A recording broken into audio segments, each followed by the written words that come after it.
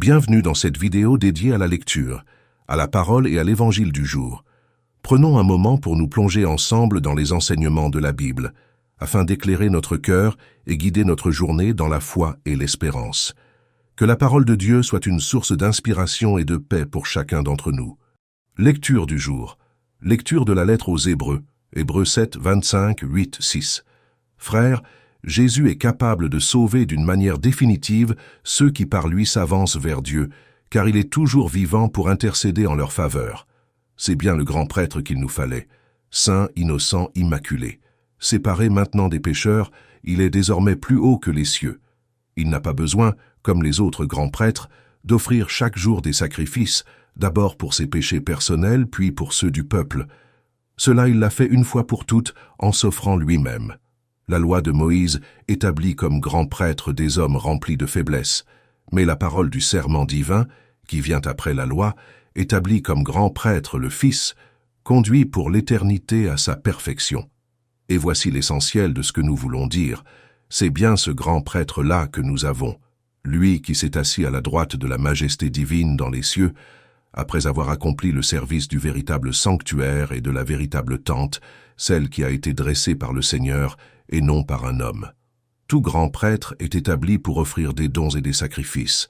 Il était donc nécessaire que notre grand prêtre ait, lui aussi, quelque chose à offrir.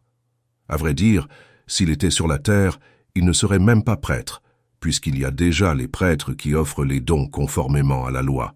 Ceux-ci rendent leur culte dans un sanctuaire qui est une image et une ébauche des réalités célestes, comme en témoigne l'oracle reçu par Moïse au moment où il allait construire la tente.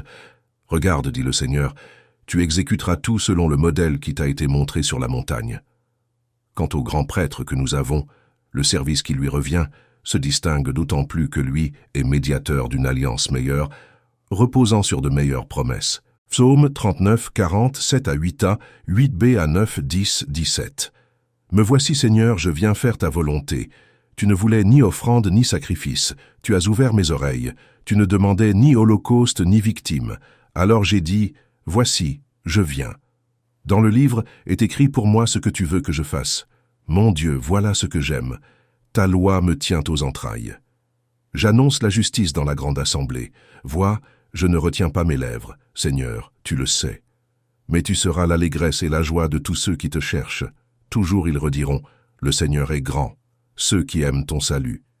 Évangile du jour. Évangile de Jésus-Christ selon saint Marc, Marc 3, 7, 12. En ce temps-là, Jésus se retira avec ses disciples près de la mer, et une grande multitude de gens, venus de la Galilée, le suivirent. De Judée, de Jérusalem, d'Idumée, de Transjordanie, et de la région de Tyr et de Sidon, vinrent aussi à lui une multitude de gens qui avaient entendu parler de ce qu'il faisait. Il dit à ses disciples de tenir une barque à sa disposition pour que la foule ne l'écrase pas, car il avait fait beaucoup de guérisons, si bien que tous ceux qui souffraient de quelque mal se précipitèrent sur lui pour le toucher.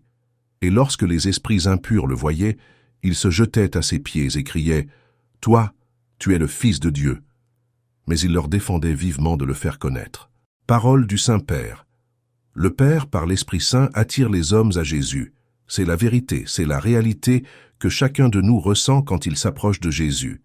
Les esprits impurs essaient de nous en empêcher, ils nous font la guerre. Une vie chrétienne sans tentation n'est pas chrétienne. Elle est idéologique, elle est gnostique, mais elle n'est pas chrétienne. Quand le Père attire les gens à Jésus, il y en a un autre qui rame contre toi et qui fait la guerre à l'intérieur de toi-même. Pensons à ce qu'est notre cœur. Est-ce que je ressens cette lutte dans mon cœur entre le réconfort ou le service aux autres, entre m'amuser un peu ou prier et adorer le Père? Est-ce que je ressens une lutte entre le désir de faire le bien ou quelque chose qui m'arrête? Est-ce que je crois que ma vie fait bouger le cœur de Jésus? Si je ne crois pas cela, je dois beaucoup prier pour y croire, afin que cette grâce me soit accordée. Demandons au Seigneur d'être des chrétiens qui sachent discerner ce qui se passe dans leur cœur et choisir avec attention le chemin sur lequel le Père nous attire vers Jésus. Merci d'avoir pris ce temps avec nous pour méditer sur la parole de Dieu. Que cette lecture, cet évangile et cette réflexion nourrissent votre foi tout au long de cette journée. N'hésitez pas à partager cette vidéo pour propager la lumière de l'Évangile autour de vous. Que le Seigneur vous bénisse et vous accompagne. À très bientôt pour une nouvelle méditation.